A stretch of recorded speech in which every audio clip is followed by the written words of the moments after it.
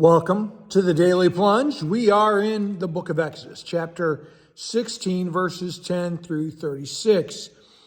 So the people of Israel are complaining, they're hungry.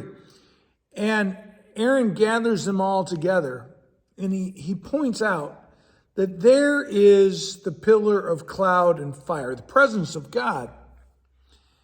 And what they're seeing is the Shekinah glory, right? They are seeing that God is protecting them and God is providing for them, and that this is the weight of his character. God defends his honor, his rep, right? His reputation. God will not go against who he is, even though we go against who we are, right? That's the nature of sin. And so the Lord says to Moses, I heard my people complaining. Tomorrow you're going to have meat in the evening and you'll have bread in the morning. And so then you're going to know, then you will know that I am the Lord your God. Then you will know my glory, my character, my provision, my protection, right? God is communicating who he is by simply his everyday protection and provision for people. And so in the evening, the quail come, and there's not a whole lot of discussion about this in the book of Exodus. There is elsewhere in the Old Testament, but it says, oh, well, we know what this is. These are birds, they're tired, and we can eat them. But the bread was something different. They see it in the morning, and they ask, what is it? Doesn't look like anything we know. And he tells them, this is the bread that the Lord has given you to eat. This is the manna from heaven. And as they need bread, right, what they really need is to rely on God because he is the source of life. And that's the whole point of this passage. Their deepest need isn't for physical, their physical requirements. Their deepest need is God, their spiritual need.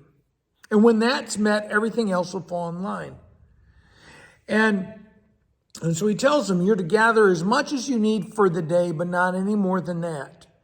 God will provide what you need.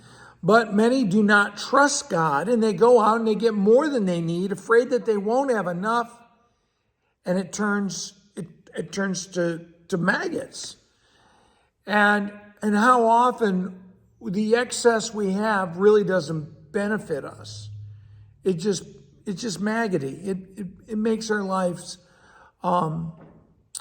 less than satisfied. So they're satisfied with what they need each day.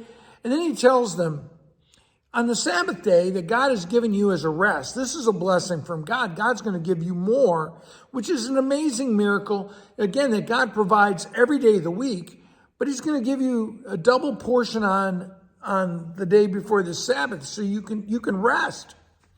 Again, some don't trust God and they go out there and they find there's none out there. They were supposed to get a double portion the day before. And the point of this is that they show time and time again that they don't trust God's promises. In fact, where it says, he says, how long will you refuse to keep my commands and my instruction? That word for instruction is Torah, and a better way to interpret that is promise. How long will you doubt my promises? And Israel just is not ready to go from the grace of being redeemed from slavery and going into the glory of God of being in the promised land because they still don't trust God. And, the challenge for us is, are we living on the old moldy manna from weeks and days before, or are we looking for a fresh bread each and every day from God in his word? Well, thanks, friends. Have a blessed day.